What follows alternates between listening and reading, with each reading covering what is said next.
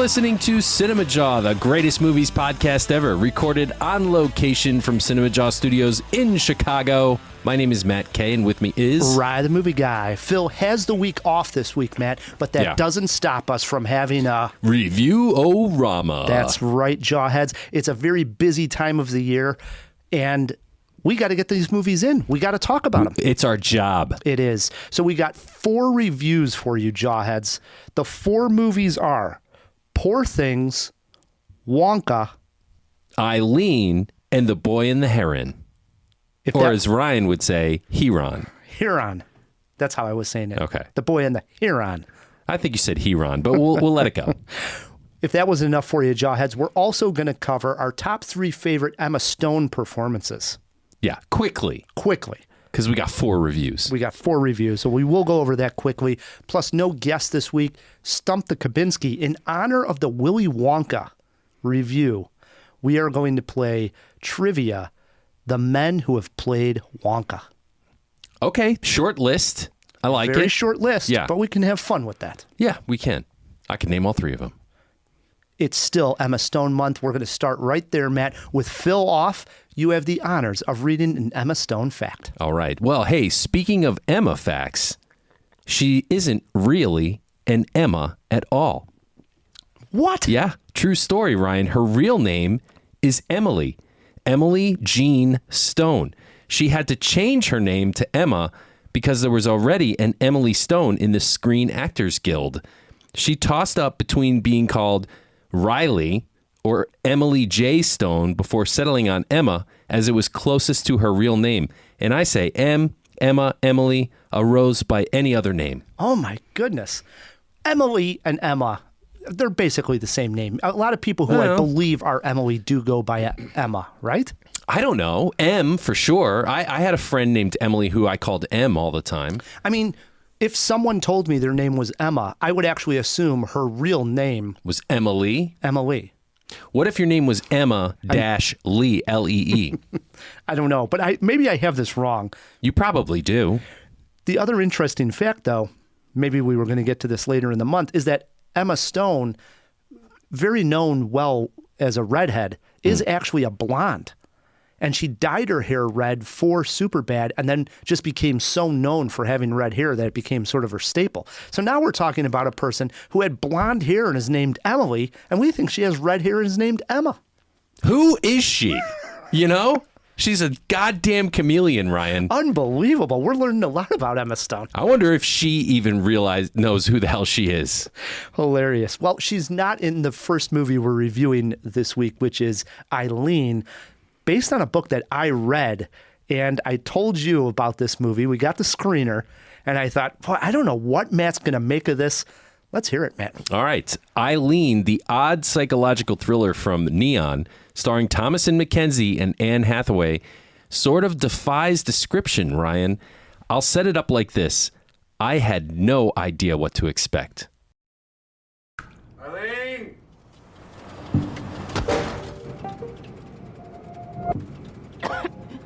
Oh, look what the cat dragged in. Good afternoon, Eileen. How's your day, Dad? It was a day, just another day. My day was a doozy. It's one of those days you never forget. Listen up. This young lady is our new prison psychologist. Sometimes a movie makes itself very difficult to describe without giving too much away. Such is the case with Eileen. The synopsis reads thusly. Eileen is a 2023 psychological thriller film directed by William Oldroyd and starring Thomasin McKenzie, Shea Wiggum, who we'll talk about, Martin Ireland, and Anne Hathaway. It's based on the eponymous 2015 novel that Ryan mentioned by Otessa Mosfeg, is what I'm going with there. Apologies, Otessa, if I messed up your last name, who adapted it with her husband, Luke Gospel. Set in the 1960s in Massachusetts, the film trails a parasitic relationship between 2 women working at a juvenile detention facility.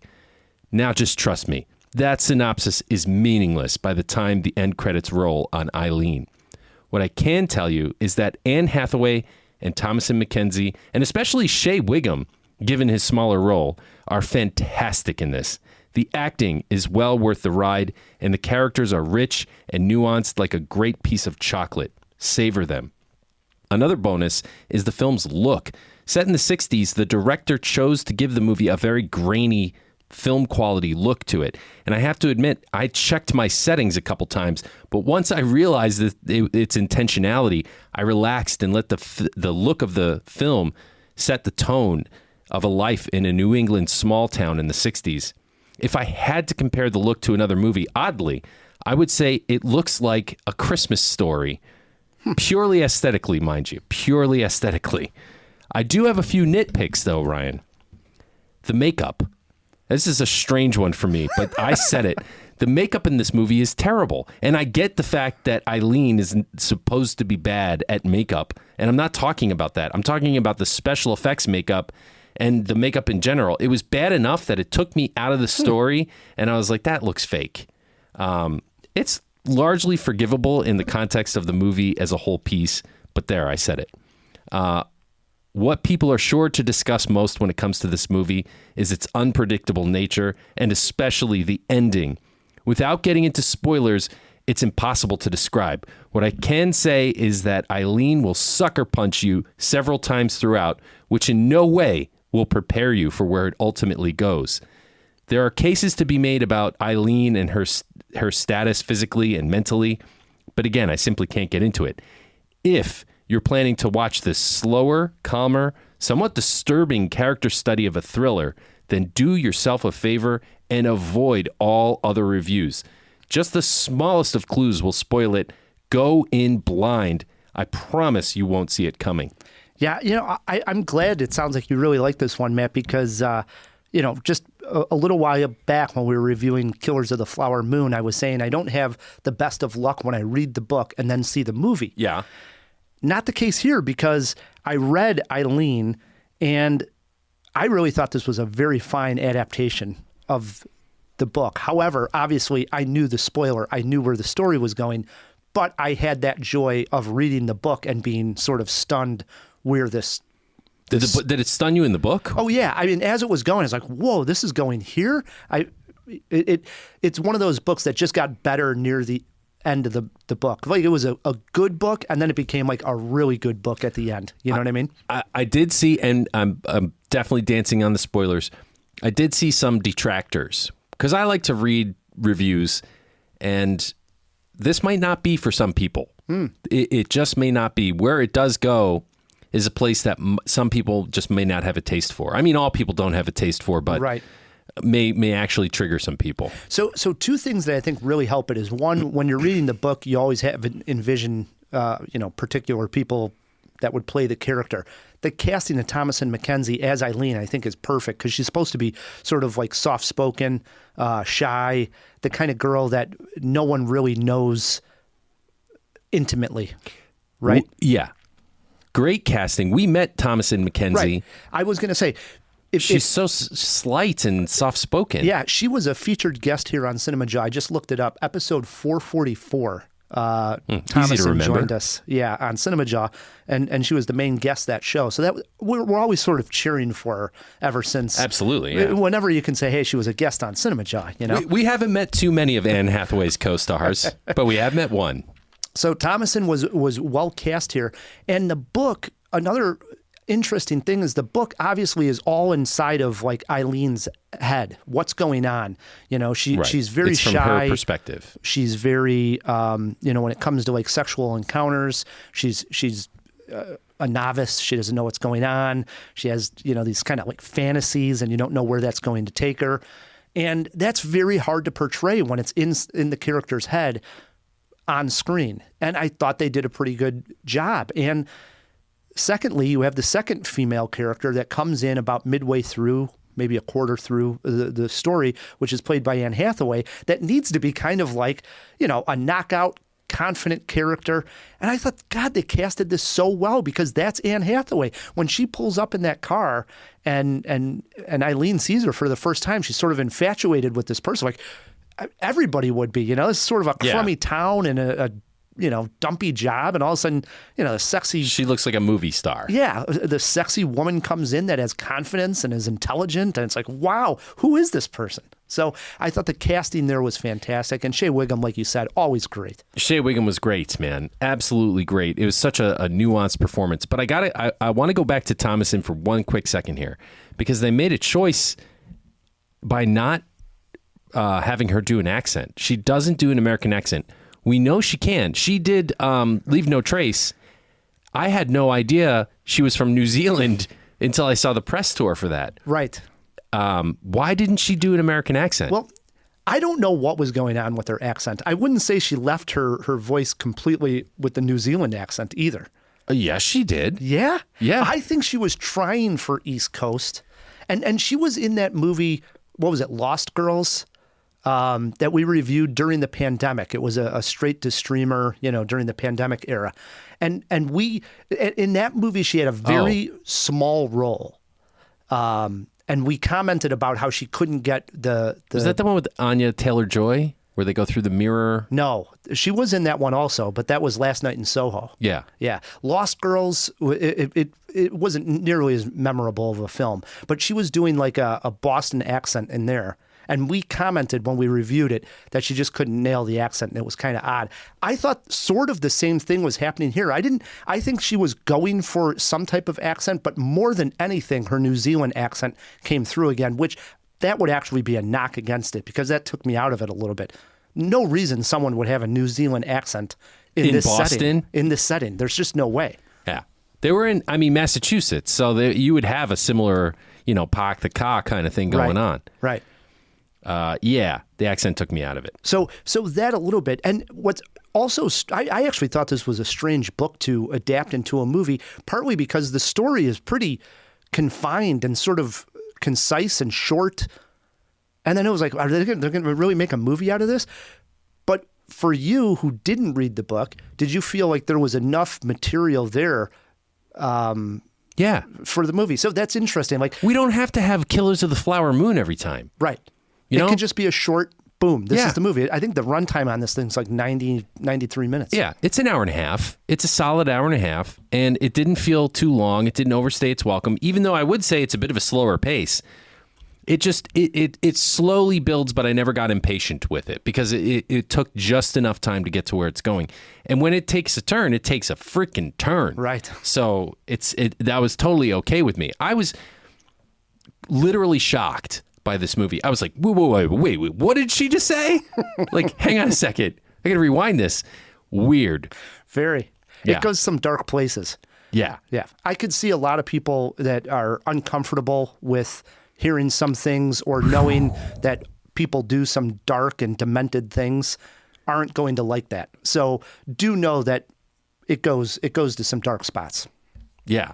Yeah, it does. So be forewarned. I mean, it's difficult to warn you exactly. If you don't like psychological thrillers, don't watch this one. I wanted to talk about this one on Cinemajaw and propose that we review it, mainly because I was afraid that this is just going to get lost in the shuffle. I think it will. And it will at the end of the year. I don't think the studio necessarily knew what to do with this. It's an oddball. It really is. It actually came out and premiered at Sundance, which was in January of this year, and came out to some good reviews. Then the studio decided to, well, let's hold it maybe for review, for award season, and maybe it'll catch some buzz. It's just not that big of a movie. No. And doesn't, I love the performances. It's just not an award type of movie. So it's like, well, putting it out now, right in the middle of December with all these heavy hitters coming out. Best adaptation I could maybe see. It's going to get lost in the shuffle. And so I thought, throw it on Cinemajaw, do our little bit to try to get a couple people to watch it, Yeah, for sure. For sure. Marty's going to get that best adapted screenplay. You got a jaw-dropping moment here, Matt? The first fake out. And I will just say that it involves a pistol. Do you know what I'm talking about? Yes. The first fake out, I just actually got scared. Like I had a jump scare moment. So yeah, wow. That was good. I mean, it's odd because the movie actually is building to the jaw-dropping moment. Yeah. So it's tough to then pick another jaw-dropping moment because there's one that the whole movie's building to. But If I had to pick one, I'd go back to Anne Hathaway's appearance in the movie, beginning? the very beginning. I loved it. I in the book, I liked when the character came in. It definitely picked up the pace in the novel, and same exact thing happened here in the movie. It's like, okay, we're just getting comfortable with understanding Eileen and her, thought process, and then all of a sudden enter this character, and it just sort of, Blows everything up. yeah, it turns everything into a whirlwind. Yeah. So, movie poster quote, I went with a dark thriller that will surprise you. Yeah. I mean, similar. I said Eileen is one big sucker punch, and that's what makes it good. 2.75 Jaws for me. How about you, Matt? I went a full jaw higher. 3.75 Jaws. Wow, you did like this one, Matt. I do. Kay. I think there's a lot to chew on. Like, you will sit there on your couch and watch the credits go by thinking, what did I just watch? And how do I feel about it? And did this mean this? Did that mean that? Like, there's a lot to chew on. It's one of those kind of movies. I think it's good. It's not a perfect movie. No. But it's good. Glad to hear. And to be honest, that's the exact feeling I had with the book. After I finished the book, you know how some books, you forget about them 3 weeks later. Someone says, oh, I'm reading this. And you almost can't remember the details of the book. Eileen's the exact opposite. It's like 3 weeks later, I'm still thinking about the book. And so I knew I had to see the movie. It's disturbing. All right. That was our first review. It is Done. It is Eileen, and Matt loved it. 3.75, 2.75. It's playing in theaters, select theaters, Jawheads. Look for this one. Do. Now, the second one, also playing in select theaters, and it's going to roll out wider and wider and wider because it's an Oscar darling, Matt Kay. Ever since I saw Dogtooth back in 2009, I have been a very big fan of Yorgos Lanthimos. The Greek director has made such wonderful, twisted films as The Lobster, Killing of a Sacred Deer, and The Favorite. He has teamed back up with Emma Stone for the latest Poor Things. I hit the theater to see what Yorgos had in store for us this time. This is Bella. Bella, this is Mr. McCandles. Hello, Bella. Poor Things is absolutely fantastic. In the film, we meet Bella, played by Emma Stone, who has been brought back to life by a mad scientist, played by Willem Dafoe. The early scenes of the movie play out like a Frankenstein flick. Bella is naive and eager to learn. She eventually runs away with the dashing Duncan Wedderburn, played by Mark Ruffalo, and they travel the world. It is during this time that Bella really learns about herself and discovers a great many things, one of them being the pleasures of sex. Expect a lot of nudity, expect a lot of creaking beds, and you can also expect a lot of laughs. The film is a dark comedy and it's hilarious. It is also a feminist story with something to say. The look of the film, set in the Victorian era, Lanthimos splashes in a fantastical coat of paint over it to give it a magical or fairy tale aesthetic. The visuals are so beautiful, they are worth the price of admission by themselves. Then you have the performances. Emma Stone is truly fantastic here. This is one of, if not her best work to date. That's strong. She takes some big swings here, and it could have went terribly wrong, but instead it all worked for me. Mark Ruffalo is going to get some heavy award recognition, and it is well-deserved. This might be his best movie of all time. Ruffalo just nails it. He plays such a funny character and delivers so many great lines. I loved him in here. Dafoe is terrific as well. Lastly, I need to highlight the costumes and the art direction, as they are both the year's best in my opinion. This is another strong picture from Yorgos Lanthimos, and I think you can tell by my review here, one of my favorites of the year. I loved Poor Things. Is this going to get multiple Oscars? Oh, yes. I don't know. Will it sweep, right? No, I don't know if it's necessarily going to sweep. It's such a strange, Is it going to get acting Oscars? In my opinion, and we're spoiling, we're going to do our favorite performances of the year. This is definitely one of the best, Emma Stone's. Everybody loves Lily Gladstone and Killers of the Flower Moon. There's other ones out there, but in my opinion, I think Emma Stone delivers the best. I loved her in this. So I expect a lot of nominations for Poor Things. I don't know how well it's actually going to do at the show itself. Does Emma have a personal Oscar? She does. She won for La La Land. She won an acting Oscar? Yes. Okay. So she does have one. So they might give it to Lily Gladstone. Right. It always hurts. It's tough to get that second Oscar. It really is. Yeah, unless you're Meryl Streep. Yeah. I mean, every once in a while, a Jodie Foster, a Tom Hanks, a Meryl Streep, you start getting multiples. But those are tough to get. You know? Are.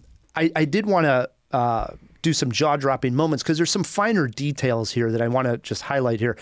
They use these title cards in between the chapters of the movie. And these things are literally beautiful works of art where they would come on screen and it was like, hold on, can I hit pause for a second? Let me look over this. It's gorgeous. You know what I mean? So I can't wait to see it a second time for... At home, so you can pause it? Yeah.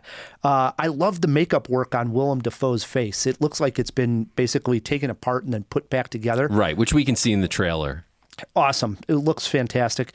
And then as for a scene, there's a dance sequence in this movie that is absolutely exceptional. Was this your jaw-dropping moment? Yeah, Okay. as far as the scene goes. Oh, okay. The way they are dancing is funny. It's great. And you got to understand, like, Emma Stone's character is learning everything for the first time. It's one of these kind of stories. So she's a blank slate. Exactly. So she's learning about the joys of dancing. And Mark Ruffalo is just so damn funny. And the way they're dancing is hysterical. But on top of that, the way Yorgos Lanthimos shoots it adds to the humor as well. And I think it's at this point where the movie's firing on all cylinders. It reminds me very much of the dance sequence in Pulp Fiction when John Travolta and Uma Thurman have their dance, and you realize Jackrabbit Slims. You realize you're watching something special. It's one of those kind of moments. It's like, hey, they're out to dinner. Do you know who played Buddy Holly in that scene? Let me keep going on with Poor Things. Go ahead. They're out to dinner, and a baby starts crying, and Emma Stone, because she just doesn't know, she has no filter. The baby starts crying, and she's like, I'll be right back. I'm going to punch that baby in the face. And I mean, she means it. Like there's just like, what the hell who's got a crying baby at this, party? And you're laughing along. And then this dance sequence comes on. And I thought, God, I mean, this is about halfway through the movie. And I already knew at that point, this is going to be one of my favorite movies of the year. That's good, man. So I love the Poor Things. Yorgos Lanthimos, definitely one of my favorites. You got a movie poster quote? Oh, yes. A feminist Frankenstein that knows how to make us laugh. How many jaws? 4 jaws, Matt Kay. 4 jaws for Poor Things. I mean, I saw this coming a mile away. Yeah. You got to see this one. I do. It's opening next week, and I'm going to be there. We tried hard. We're getting a lot of screeners. Yeah.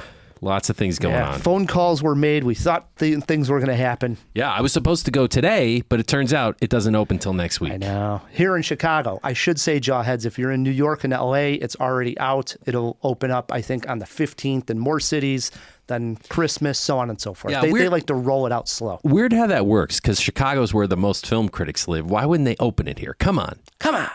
The hell. By the way, it was Steve Buscemi. Oh, Steve Buscemi. Yeah, it's Buddy Holly. There you go. Yeah. We got the trivia question answered. I like that. So because I said that Poor Things is Emma Stone's one of her best, we decided to look at her top 3 performances. Let's go over this kind of quickly. Yeah. Why don't you get us started at your number 3 pick, Matt? I'm going to go with Cruella at number 3. Interesting. It's an Emma Stone vehicle, right? Nobody else. She does have some support, but it's basically the name of the movie is Cruella. She's playing Cruella. Can Emma Stone pull this off? And I think she did. She made us very sympathetic to a villain.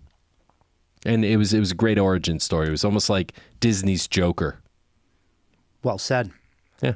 I, doing research for Emma Stone Month, was watching some clips of Cruella, and I was like, wouldn't mind watching this movie again. Yeah, we both were very high on it. I know, we really were. Plus, I think we were coming out of the pandemic. It was just at a time when movies were getting held back, and then finally we were coming out of it, and it was like almost like a celebration of, oh my God, there's a big movie coming out, Cruella. I know, we got together at my house and did a video on it. We did. Yeah. It was still like odd to be together. Yeah, it was strange.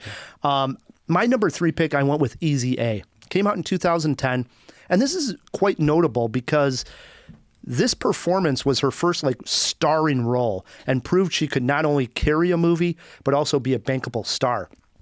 prior to that, yes, we were starting to get to know her, but she was definitely like a supporting actress, popping up here and there. And then Easy A came out, and it was like, oh, she's starring in this, and people are going to see this. And then I caught up with it much later, and it's downright hilarious. It's a take on the Scarlet Letter. Yeah. So someone spreads rumors about her having sex with other high school students, and she goes along with it, and hilarity ensues. Great cast also. Stanley Tucci and Lisa Kudrow play her parents in the movie. Okay. Check this one out. A lot of times it might not be the best movie, but this is probably one that I would say is one of the most rewatchable of hers. I actually just caught it on Pluto TV and watched about 45 minutes in like middle afternoon. Like I caught it at a good point. I'm like, I'll just leave this on for a bit. You know? I need to catch up with it. It's one that I have not seen. But at number 2, I have Birdman. Smaller role for Emma, but pivotal, right? She is sort of the beating heart of the movie. She plays the daughter to Michael Keaton's frustrated artist.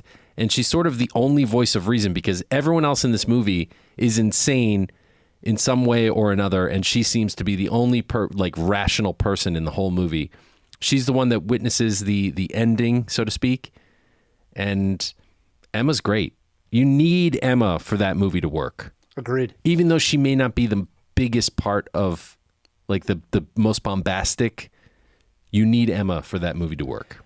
Last week on the show, we opened up Emma Stone Month with a clip of Birdman. Did we? That was my pick. Okay. And I watched that scene and I thought, God, I love when they do long takes, you know? And that's one of those, obviously the movie was, you know, supposed to fool you like it was all in one take. That said, it still had long monologues by characters. And that was one of them where it's just like, you got to stay in character, real professional. You know? Yeah, I got to watch Birdman again. That's one I want to see a second time. I like that one. My number 2 pick was where I said, oh my God, she can really be the new American sweetheart in romantic comedies if she wanted to go that route. She could have been. And that was the film Crazy Stupid Love, which came out in 2000. I got it down as one of the best romantic comedies of the 2000s. I think it's been a long time. I mean, I'm hard on romantic comedies. I think most of them are just absolute trash. You roll your eyes. And I don't even think they're that hard to make, you know? I mean, when there's no special effects. Yeah, like, hey, you're going You barely need to write a script. You're going in for a romantic comedy. Just give me a little something. I just want some good humor. And then you want likable characters. You know, if you're a guy going to see the movie that wants to fall in love with Emma Stone, and if you're, you know, want to fall in love with Ryan Gosling, you know, you could do this. You go see the movie in the theater. And here, this was the first time she worked with Gosling, and it was just perfect chemistry. Right. You could see from that point on, oh, this is one of those kind of deals where, okay, it's very much like Tom Hanks and Meg Ryan, Kate Winslet and Leonardo DiCaprio, where it's all of a sudden you have to go and ruin it, Ryan. Well, where all of a sudden there's going to be a sort of a couple for the rest of their career in some sense. Paint me like one of your French girls. Well, in this one, in Crazy Stupid Love, by far the most outrageous and funny scene is she has gone back to Ryan Gosling's bachelor pad, and she's wanting to know, well, how do you get the girls in bed? How do you do it? Come on, just tell me. And he's like, it's dumb. I can't say it at this point. And he says that I do the dance. I do the dance from Dirty Dancing. That's what I can do. And she's like, oh my God. And then he plays the music. And then as it gets to the point where she's supposed to jump and he's going to catch her, she just can't help herself but do it. And it's just a hilarious scene. Love it. You fall in love with this couple. That's another one I need to see. Great one. Steve Carell in there as well. All right, into our ones. I am going with The Favorite at number 1. Speaking of Yorgos Lanthimos. Yes, this is fantastic work by her. Fantastic work. This scene that immediately pops into my head is when she is reaching behind her to give a hand job to the prince, or did you just say hand job? I mean, that's what's going on in the scene. Holy cow! What the fuck? Right? I mean, my God. She's yeah. So that's what she's doing, and she's talking to like off screen, like she's talking to herself, looking just past the camera, and while she's doing this with her hand, she's having a like thoughts and a conversation with herself about something completely unrelated, and it's just great. It shows like how, I don't know, sinister or detached this character is. That was a great movie about sort of a Machiavellian, jockeying for position, to reuse a term. Wonderful, wonderful movie. Yeah. I mean, I still am shocked how much I love that film. I've literally have seen it like 4 times. Rachel Weisz too. So good. Yeah. And Olivia Colman. Yeah. And Olivia Colman won the Oscar for her performance in that movie. She did? Yeah. I mean, it's if you have not seen The Favorite, because you see it's a period pace, a lot of people stay away sometimes from those. It's hilarious. It's hilarious. It's a great dark comedy. Awesome. It's a weird one. Very strange. Great pick. I think that's right up there with what I mentioned earlier. La La Land. Her Oscar-winning performance in La La Land. And she has to do a lot in La La Land. She has to act, and she has some great acting scenes. She has one where she's talking to Ryan Gosling, and it's so heartfelt. Like when you're a performer of any sense, and you have those doubts about yourself that maybe you're not good enough. And she has one of those moments in there where she says exactly that. Maybe I'm not good enough, and that's why I'm not getting these roles. I can't make it, Great scene. But also one of my favorites is when she goes out on an audition, and she literally just goes for it in the audition. And it's like a heartbreaking scene, and it's super well acted. And then the casting director just sort of gets up and like leaves the room, like he just doesn't even care, And it's like, it's crushing because she's doing such a good job. On top of that, she has to sing and dance, and she completely pulls it all off. And one of the best. Yeah. It's like Grace Kelly and Fred Astaire back in the day, Mm-hmm. Like when we were little, like the old movies back then, everyone sung and danced. That was just what you did if you were in the movies.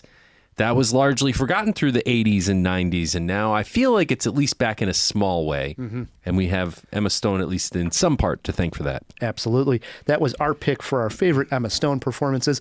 To be honest, if we were doing this next year, I'd probably have Poor Things either at 1 or 2. It's that strong of a performance. So you left it off, right? Well, yeah, because I just talked about it. I agree. I didn't want to spoil it. For sure. So what we're going to do is take a break. We still got 2 more reviews, Matt. We're trucking right along. I know. So we still have reviews of The Boy and the Heron and Wonka. Stick with us, Jawheads.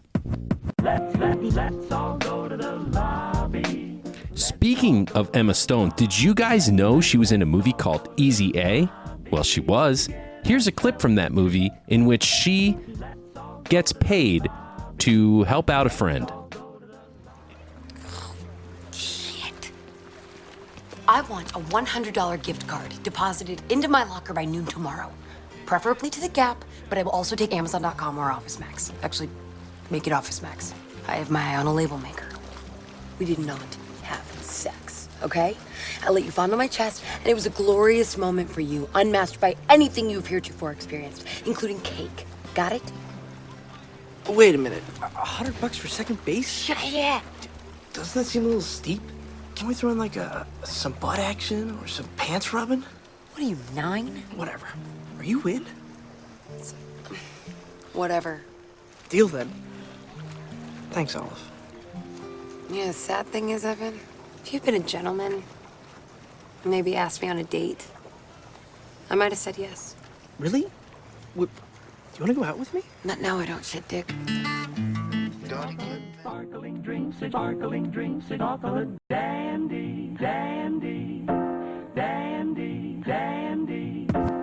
And we are back on Cinemajaw. In lieu of diving into the fish tank, Ryan, why don't we talk about what we're doing next week? What's coming up? It's a big week next week. It is. It's part of the reason one of the biggest of the year, right? Yeah, part of the reason why we did back-to-back Review-O-Ramas is we've seen all these movies here at the end of the year, and then next week we're not doing a review, and that's because our annual meetup with Brian Tellerico doing our top 10 films of the year is going to be on next week's show.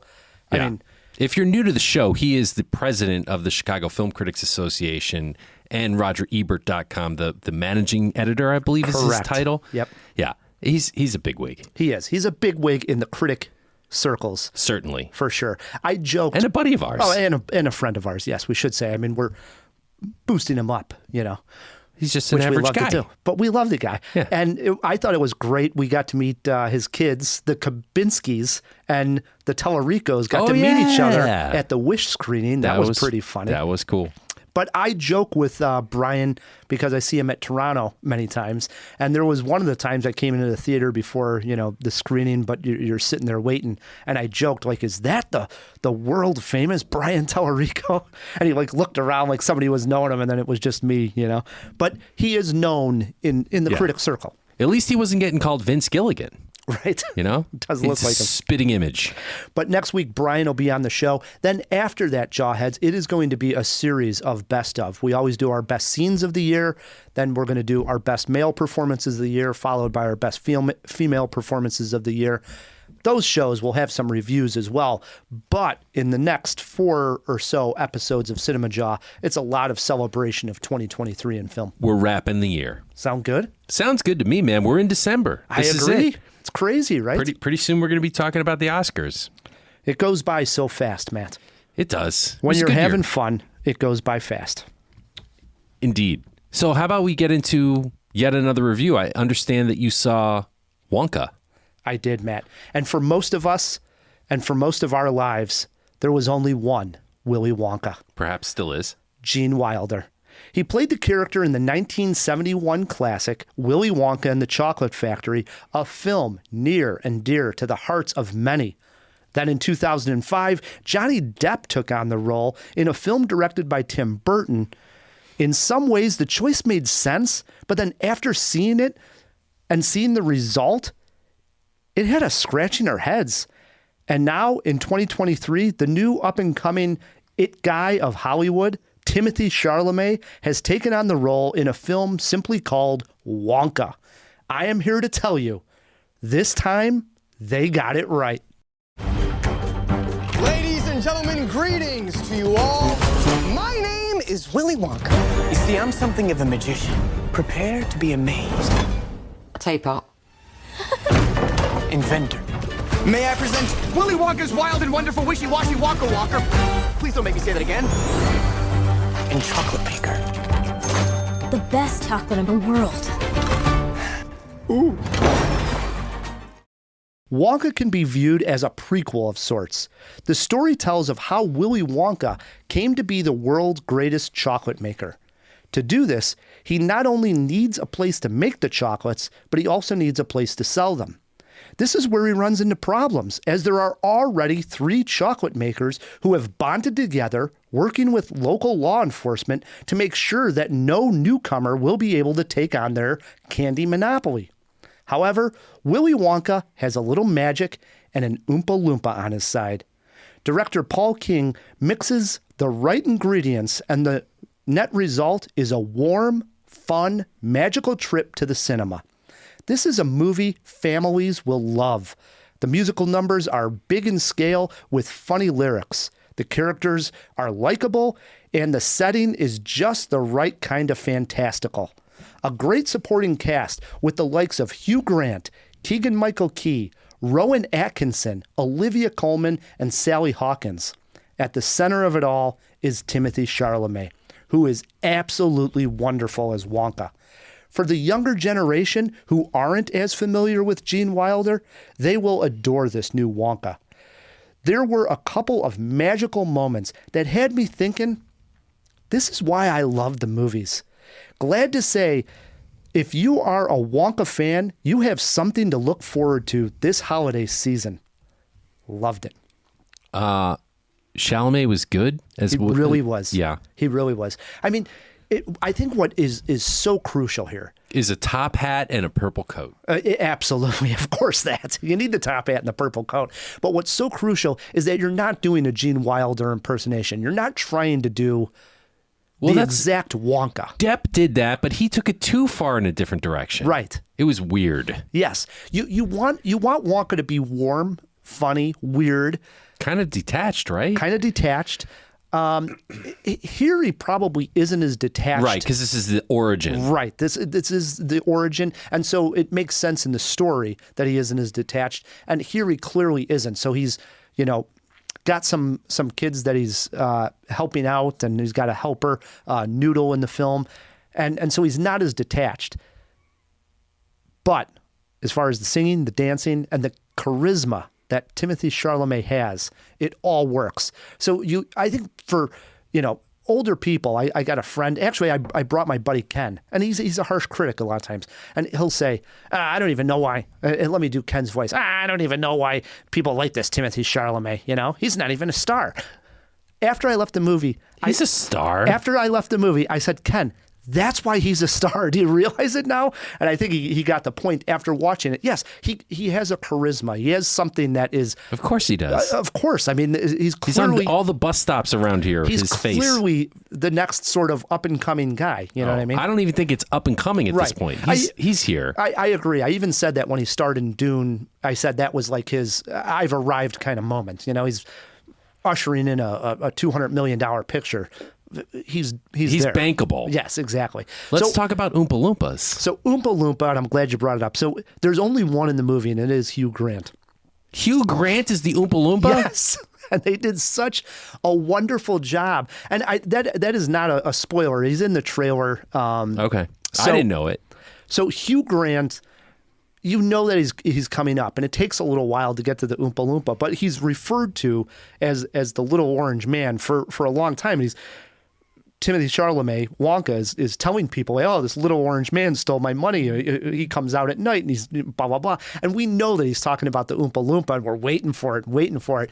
Finally, when he appears, it hits. I mean, it really does. I mean, everybody was laughing hysterically because it's Hugh Grant in a way. I mean, great scene in one of the trailers and even in the movie, having known that it was coming up, but seeing Hugh Grant like sitting on this little chair opposite Willy Wonka, just fantastic. It works, huh? Oh, it totally does. So do you see a little bit of Gene Wilder in this? Like, do you get that character? I would say probably not. Really? However, I have not seen Willy Wonka and the Chocolate Factory for quite a while. And I have seen it a few times, but I was never, I know like when we were growing up, I had friends that watched that movie on repeat. You might be one of them. I said, good day, sir. Yeah. So I was not one of those. I liked the movie and I saw it. It just wasn't my film that I watched 100 times, like some friends that I have. So maybe it's there and I didn't recognize it as much. But what I would say is that Chalamet is not necessarily going for, hey, let me imitate Gene Wilder. Right. Let no, that's not what I'm talking about. Let me make it my own and let's just, usher in a new era of Wonka. Is there a jaw-dropping moment here, Ryan? Absolutely. I love this musical number that sees Wonka with Noodle, this little girl that is his helper. And again, this is also, you see a clip of it a little bit in the trailer, but they end up flying away with a big thing of balloons. Wonka grabs all the strings of the balloons and he grabs the girl and they're singing. And the number just keeps getting bigger. The scope of the musical number gets bigger. And they actually take flight. They just start getting pulled up by the balloons and it lifts them up to this top of the building. And that was that kind of moment where I just had a massive smile on my face. It just felt good to watch the movies again. Like you have those moments every once in a while where you're like, yeah, damn it. This is why I love going here, It's a magical place, the cinema sometimes, and Wonka brought it. Well, that could have been a good movie poster quote, but is that the one you wrote down? I went with, this film has the golden ticket. Yeah, naturally. How many jaws is Wonka getting? 3.5 jaws. 3.5 jaws. That's a strong... I did not think I was going to like Wonka as much as I did. Yeah, I didn't think you would either. You hate candy. Out the 15th of December. That's this Friday, if you're listening to it as soon as this came out. So... the 15th of December, check out Wonka, not to be missed, especially if you have families. Great, great film this holiday season. Do it. All right, that brings us to our very last review, Ryan. Let's do The Boy. Wait, this is already our very last review? Well, for this episode. Okay. Yeah, Jeez. We're going to do more reviews next week. Okay, well, not next down. week. Next week, top 10. Oh, yeah, okay. Well, in the future, let's say. Yeah. Boy, we go rapid fire sometimes, huh? We do. Hey, I mean, we're 43 minutes into the episode. Ish. So it's time for The Boy and the Heron. Nice. All right. The great master, Hayao Miyazaki, is back, Ryan, with another bizarre adventure entitled The Boy and the Heron, or Heron, as Ryan likes to say. Mahito, a young 12-year-old boy, struggles to settle into a new town after his mother's death. However, When a talking heron informs Mahito that his mother is still alive, he enters an abandoned tower in search of her, which takes him to another world. You know, standard Miyazaki stuff. What ensues is a kaleidoscope of insane landscapes, talking birds, fascist parakeets, sailors, new souls, a fire maiden, and a stack of blocks. Ryan saw it at TIFF, and I just caught up with this treasure. Let's hear a clip.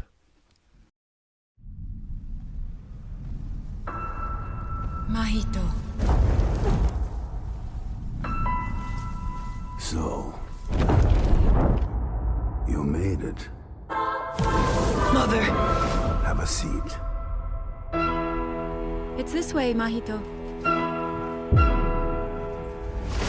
A lot of strange things happen in this place. I just hope he stays safe. Save me.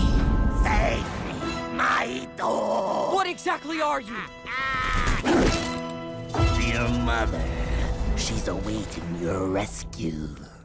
All right, Ryan, you just heard that clip. You just heard my review, or setup as it is.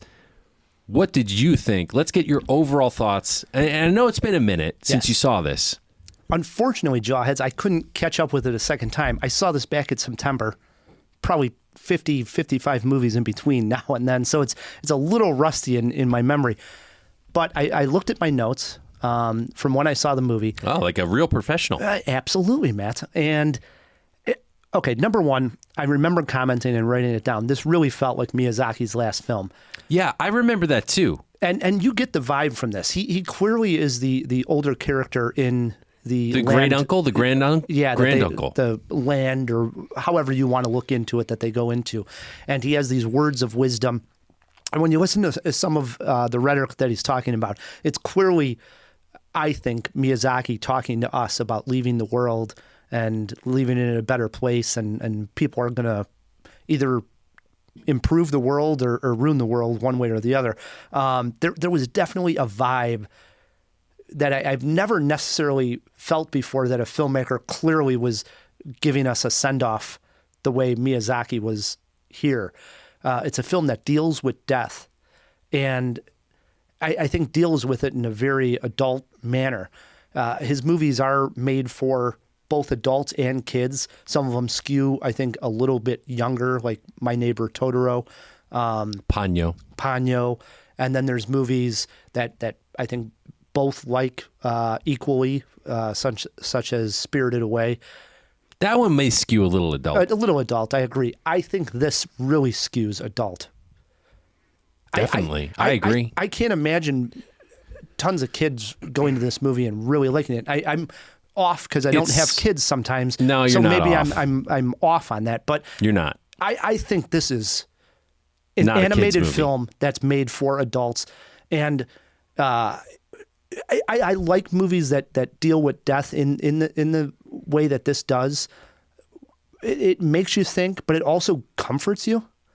Yeah, and it's direct but still warm. Right, and in the movie, the boy Mahito loses someone close to him, which was distracting because I kept wanting a mojito. You know what I'm saying? Yeah, but he loses someone close to him in the beginning, and so you have it from there, and then you also have the great uncle who seems to be leaving the earth, and then knowing that this is Miyazaki's.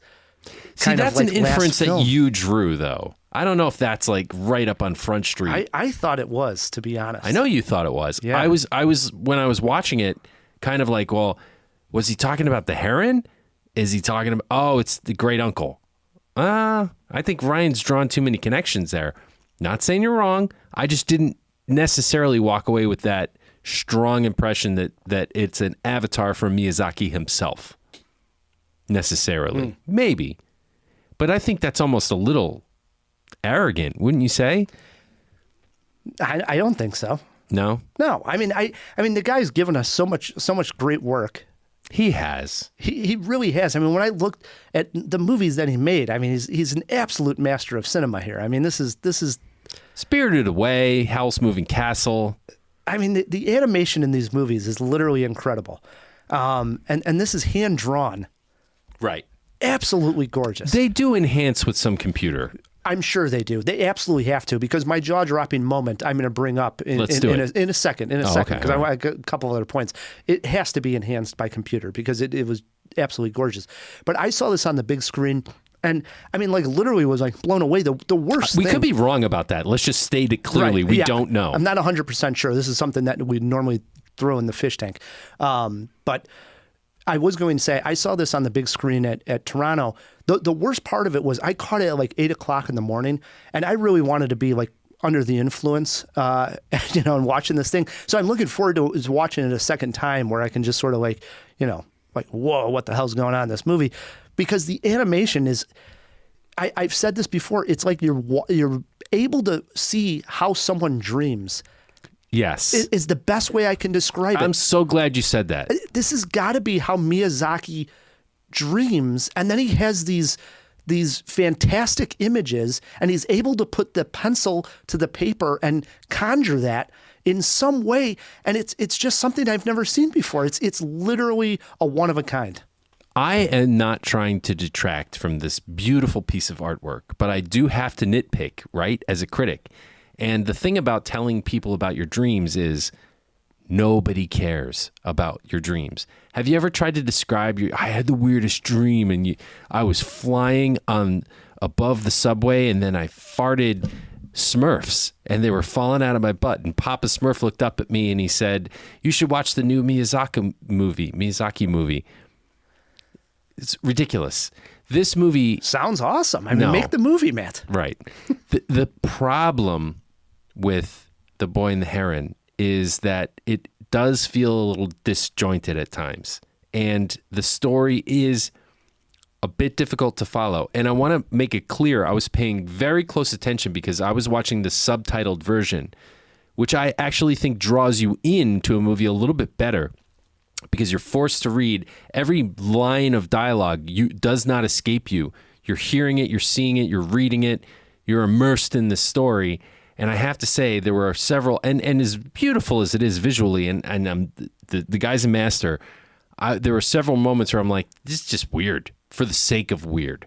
Like, it didn't flow as well as Spirited Away did. Spirited Away created these new layers, but every time we got a new layer in Spirited Away, there was an eventual payoff, even if it was bizarre. I don't know if he quite achieved that here, if I'm being 100% honest. I'm not taking too much away, but I wanted to put that out there. My nitpick, since we're talking about Spirited Away, is that this resembles Spirited Away quite a bit. Quite a bit. Not exactly, but quite a bit. But the exact structure of, hey, this complete boy, with the tunnel. Exactly. The whole entire thing. Right before the podcast, I was watching a couple of clips online, and I came across one of Del Toro talking about Miyazaki, and he said something in the interview. I think he was referring to this, The Boy and the Heron, and he said that sometimes great artists realize that they were missing something in their first version of whatever art that they were putting out there. Oh, like when George Lucas went in and made Greedo shoot first. Right. Yeah. Precisely. That is it. Nailed it.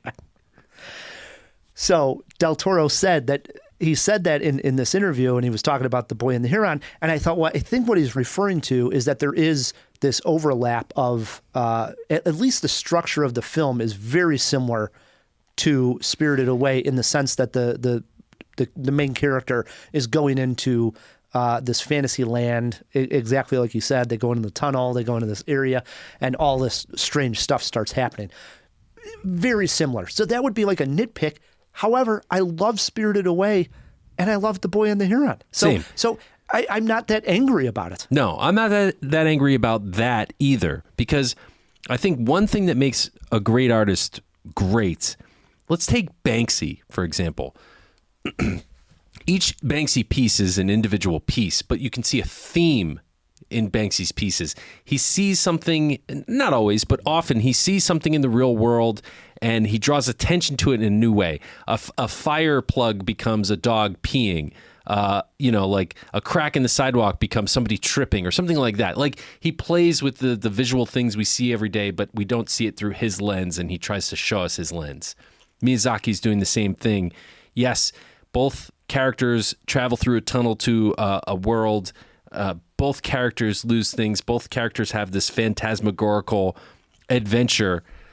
And that's okay. It's okay to paint the same thing over and over again because you're, as an artist, trying to find perfection. You never will, but you're just trying. And some of us, like obviously a Miyazaki or a Banksy, get a lot closer than others.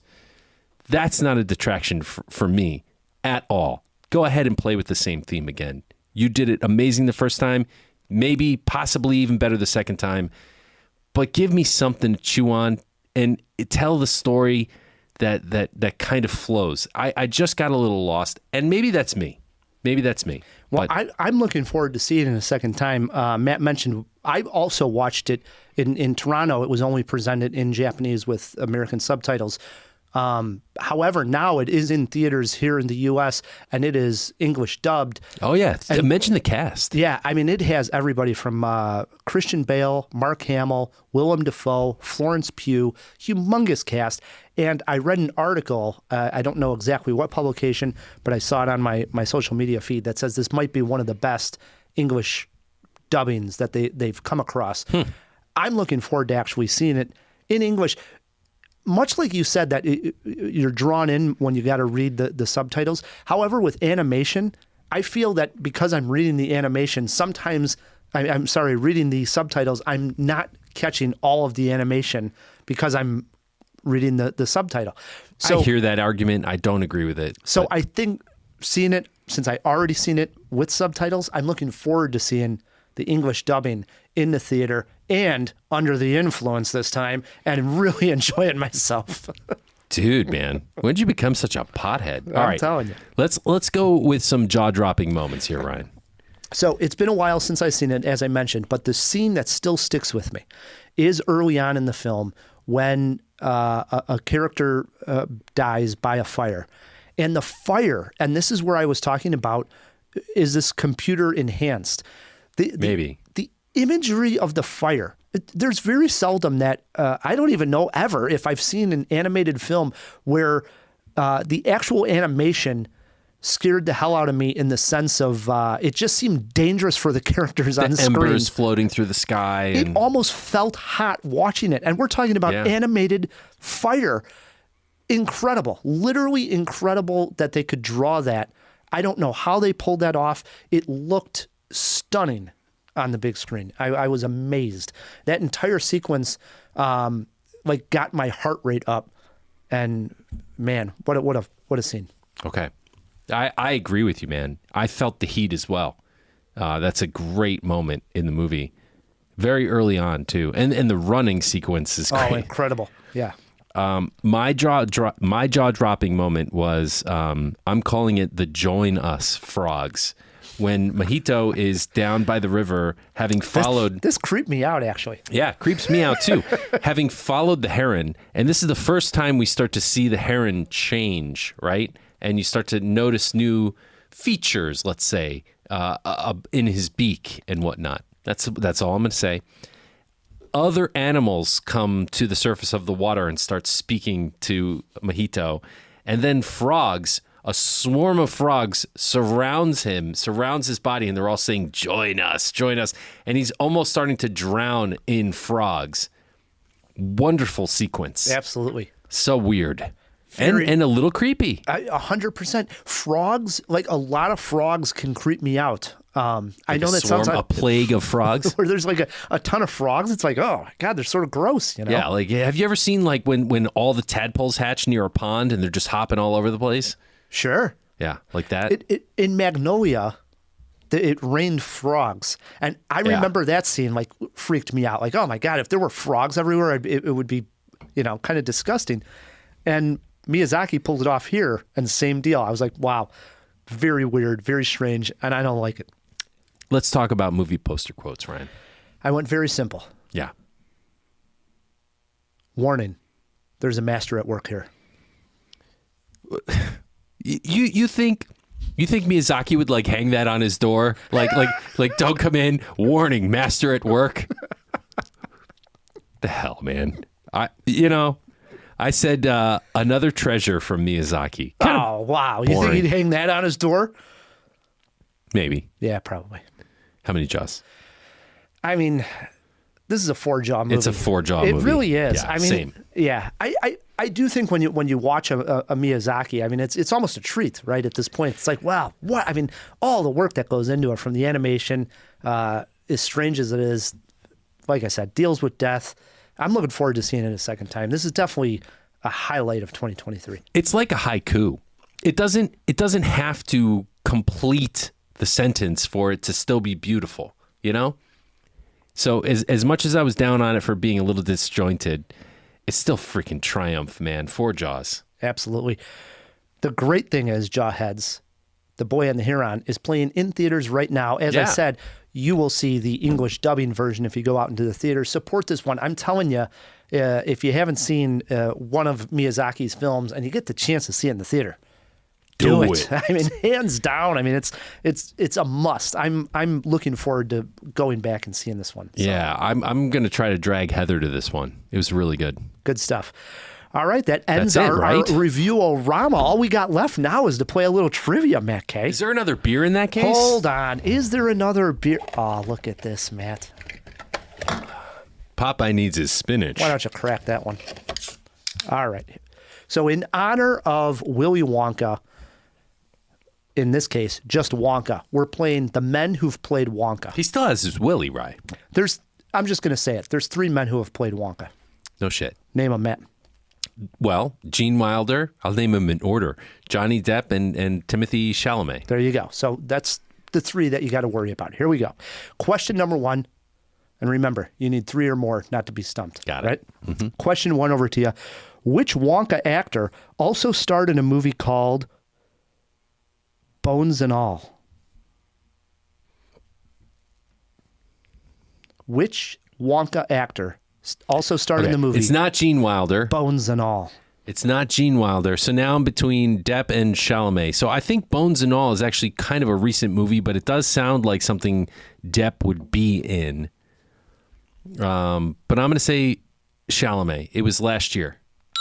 That is correct. I thought I was going to slip one by you. It was just last year. I watched it. That's a zombie movie with Zendaya, right? Not zombie, but cannibals. There you go, cannibals. Yeah. Yes. Not Zendaya either. I forget the actress's name. It's Taylor. Swift? Sorry, Jawheads. No. Taylor Swift was in this? No. Something Taylor. I'm Anya Taylor-Joy? No, damn it. I'm telling you. Now you're going to get me thinking about. She was in the movie Waves. I'm trying to think of the kid from Home Improvement. You're throwing me for a loop here. Taylor. Oh, God. Oh, Jonathan Taylor Thomas. Yeah, there you go. Was it him? No. Was it him? No. All right. Question 2 is over to you, Matt K. Gene Wilder made 4 movies with Richard Pryor. Yeah. Name 2 of them. Okay. Hear No Evil, See No Evil, Stir Crazy, and that's 2. Any others? Oh, God. I mean, if I had an hour to think about it, I could come up with them, but... We will give it to you. I do want to mention that you were slightly incorrect there. It's See No Evil, Hear No Evil. You reversed the 2, but I'm giving it to you, and Stir Crazy is one of them. You could have also went Silver Streak. Yeah, Silver Streak, yeah. And then the one most people don't know is Another You, which was the last. I never would have come up with that one. Yeah. But I thought, he's probably going to get these. Those 2 were amazing together. Totally. All right. 2 questions in. Matt has got both right. Wow, what is going on here? Question 3, Matt, are you ready for it? Name 2 other actors from the first Pirate of the Caribbean films besides Johnny Depp. 2, okay. Orlando Bloom and the guitarist from the Rolling Stones, Keith Richards. 2 other actors from the Pirates of the Caribbean movies. The first Pirates of the Caribbean. Only the first one? Only the first. Oh, shit, dude. I don't know. I haven't seen any of them. I've literally seen none of them. But I know those 2 people I mentioned were definitely in the movies at some point. You mentioned Orlando Bloom? Yes. You got 1 correct. Okay. And there's a woman in it, right? And I think that is it Emily Blunt? We're looking for Keira Knightley. Keira Knightley. Come on, give it to me, dude. We also would have went Jeffrey Rush was the bad guy. Why does it have to be just the first one? Sorry, that's how I play the rules. Sorry. That's lame. We are 3 questions in. Matt has 2 right, 2 questions left. Are you ready? Matt, name 3 other actors. Name 3 other actors from Edward Scissorhands, a movie Johnny Depp starred in. Diane Weiss. I love that you started there, but you are correct. Anthony Michael Hall. Yes. And Winona Ryder. I love that you went Winona Ryder last. I thought for sure everybody would start with Winona Ryder. Yeah, you got to start with the film. hard ones. You got to eat the frog first, Ryan. All 3 correct, Matt. We also were looking for Vincent Price would have been acceptable. Hell yeah. Alan Arkin. Forgot about him, sure. Also in the film. Would have accepted those as well. It wasn't... I don't know after that. No, I could give you one more. I'm pretty sure...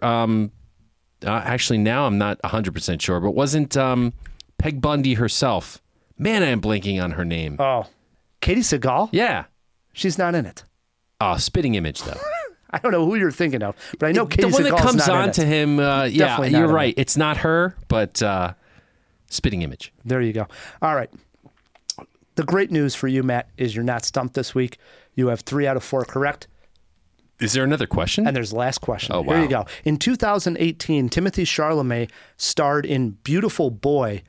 He played a son dealing with drug addiction. Yeah. Who played his dad in the film? Oh, you son of a bitch. I really thought you were going to say who played his mom, because it was somebody kind of noteworthy, wasn't it? Who played his mom was, am I way off on this? You're way off. I already know what you're thinking. You're thinking about Ben is Back, where Julia Roberts played. Yeah. Yes. I knew you were going there. Wow, how did you know that? Because you were talking about similar movie, to be absolutely honest. Just different actor, but very similar movie. But she played the mom in Ben is Back. He played a son with addiction, and his dad is looking after him or trying to. Who played his dad in Beautiful Boy? We totally saw this movie together, and we talked about it on Cinemajaw.